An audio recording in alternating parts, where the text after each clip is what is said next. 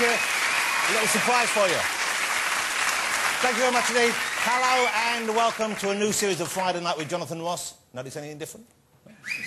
That's right, I've slimmed down to a trim 18 stone, but there's something else. I have a beard.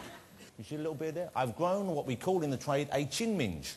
Or a chinge, as I believe beard experts call it.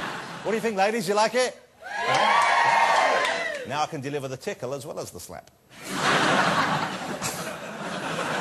And it's not only upstairs that I've let things grow. Oh no, I've relaxed all over. I dropped my pants in the bedroom the other night. My wife thought she'd found Osama bin Laden. I tell you, it's all over. I've been going for the Johnny Depp look. There you go, see? Although I fear I may be closer to Los Lobos. I'm not sure. And that's not the only thing that's changed. Will you please give, ladies and gentlemen, a big Jane Dubla to my new house band, 4 poles and a piano.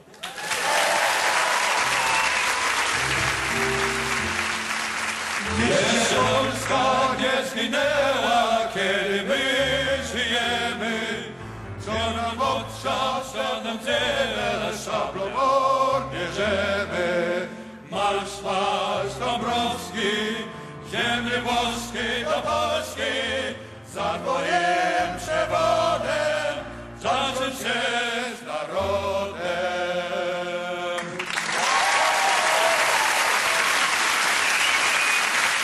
God bless you, gentlemen. There you go. I love the Poles. Best workers in Europe and very cheap. Unfortunately, they can't stay. They've got another job on this evening over at ITV. They're replastering Danny Minogue's face. So...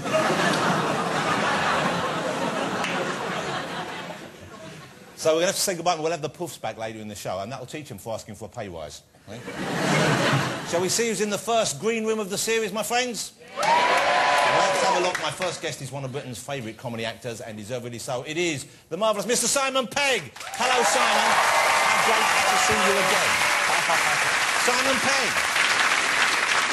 In Simon's new film, he plays a man trying to woo a girl by running a marathon. Okay, I won't tell you if he succeeds, but in the touching final scene, she's humped by a man in a rhinoceros suit. So, don't start with that. Listen, mate, it looks good. It looks good. You're saying that slightly sarcastic, I can tell. Not at all. Sitting there in your ginger splendour, teasing me. Oh, it's a myth. Simon Pegg on the show, ladies and gentlemen. Maybe on the show. My next guest is a top Hollywood funny man, a star of The Wedding Singer, Anger Management, many other fine films. It is Mr. Adam Sandler. What the hell is going on here? Hello, Adam. Hi, Benny. How are you? Good to see you again, Adam. Thank you for coming back. Thanks. I did it too. What's this? There's a theme going on. Yeah. I can't wait to see if our final guest has grown one as well. That's going to be a real treat. Adam Sandler on the show, ladies and gentlemen. Simon Pegg. Adam Sandler. Already, you would think you don't need any more star power. Well, we have some. My next guest is already film nobility. It is the hugely talented and truly gorgeous Keira Knightley.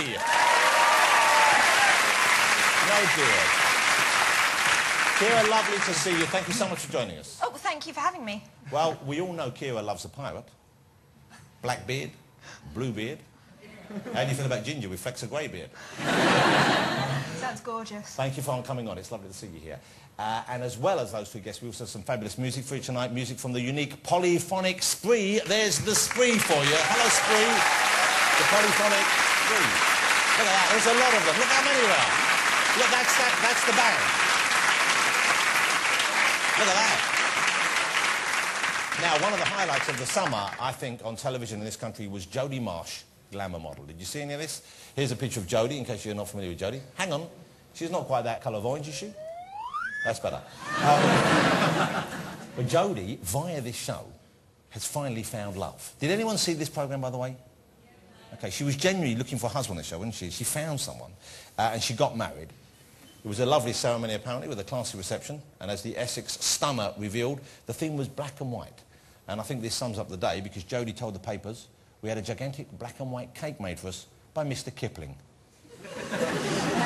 They even stopped the whole production line at the factory. Now, how classy is that? Wedding cake by Mr. Kipling.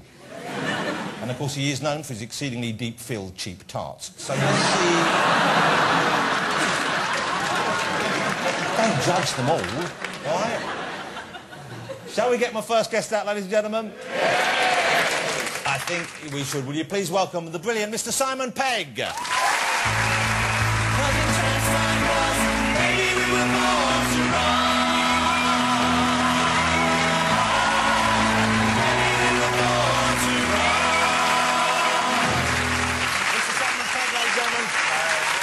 Great to see you again, Simon. You look very well. Now, how was your summer? Did you enjoy it? Did you get away? Did you have a break, or were you working? I was working. I was filming all summer. But you seem to me that, I mean, you are a very hard-working guy. You always seem to be filming, always seem to be working. It's when I'm happiest when I'm doing that. I was making a film called How to Lose Friends and Alienate People, and having a great time shooting in New York and here, and yeah, it was brilliant. And so, does that ever feel like a holiday for you, a break when you're filming abroad? Is it kind of hard work, or do you get time to relax and to see the sights and to... We had a couple of days in New York beforehand, and then it was all night shoots, so... But it was fun, it was weird. I had my sort of trailer was on in Times Square, right in the middle of Times Square. It was bizarre. Now, yeah, and I think you deserve your success, certainly, and you're a very talented actor, but are there moments when you think, I can't believe this is me, Simon Pegg, making a movie in Times Square? Yeah, all the time, absolutely. I hope it never stops being like that. It was quite remarkable. And how gruelling is a night shoot? They say a night shoot, is that like you film until fairly late at night, or do you film all until through the dawn? Night? You go. I was in the back of a yellow taxi, getting my clothes off, naked, sweating. It was so hot over there. Was the driver in the car at the time? Yes. And I kept seeing him in the mirror, just checking me out. How comfortable are you being nude? Where are we going with this? I'm just chatting. You've come back all sort of tashioed and slim, and I'm not coming on to you. You are coming on to me. Face up to it. I don't have a problem with that. I would be quite... If there were no women left on the planet, I would quite happily move in with a man and have sex. Absolutely. Yeah. It's all about pleasure, right? And if I was in jail with Adam, I would let him sleep with me on a regular... Adam, who would you choose out of me and Simon? If the three of us were in a cell together, right? You're clearly the alpha male here. You've got the thickest beard. Right? Which one of us would be your special friend, and who would be for holidays and weekends? I think I'd make love... Well, ultimately, I'd make love to both of you and not tell each other, you know? He doesn't want to play favourites. That's a great answer. How decent is that? God bless you. Kira, you can go. It's just a boys' club here this evening. I don't have a beard, so I'm not part of this club, sorry. I'm kind of glad you haven't got a beard, though. I thought it would have been great if in the introduction it had finally got to Kira and she'd had just a massive, great big Father Christmas beard. That would have been so good. And I'm sure she'd love to sit through the rest of the evening and come out and do an interview with a beard, Peg. Hey, that's how selfish you are. Sorry. How comfortable are you being nude, Simon? Being nude? Yeah, yeah. At home, fine, but you know... Do you walk around naked? In the house sometimes, Yeah. sure. Do you do that more so now? Because how old are you now, Simon? I'm 37. Okay, 37. Then when you were a younger man, were you more self-conscious about your body? Because you're in a relationship, you're married, I believe. I am, yes. Okay. She's back there. Okay, oh, that's nice. Is she happy? Is she comfortable with you being nude in the house? She bulks, sure. She heaves a little bit, but, you know, it's all about... Are there rules as to what time of the day you're allowed to be fully nude? And, Yeah. for example, if a close friend, Yeah. perhaps a female friend of your wife's came round, Yeah. would you feel the need to cover up, or would you just pop a newspaper over it? If there's a friend, the rule is if there's a friend round, I've got to wear a top. But I can be naked from the waist down. OK, let's not talk about nudity anymore. I think you've talked about your body long enough, frankly.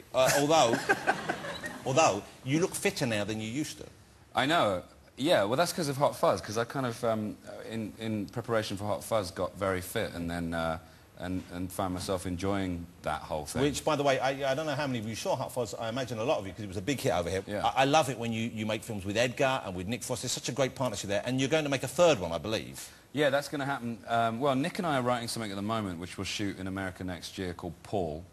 And then Edgar and me have just finally happened upon the idea for the third film in what we're calling our Blood and Ice Cream trilogy, which is Shaun of the Dead, Hot Fuzz, and this new one. And so the first one, obviously, it worked as a zombie film, but it was also a parody of a zombie film and a romance. Second one worked as a cop film, but it was a parody of cop films, and there was an element of romance in a way. The third film will be? We don't want to say now. Oh, don't do that. Listen, you'll be the first to know when we want to go. Well, why didn't you stop me before I did the big ramble then? You stop me there, I can't say it.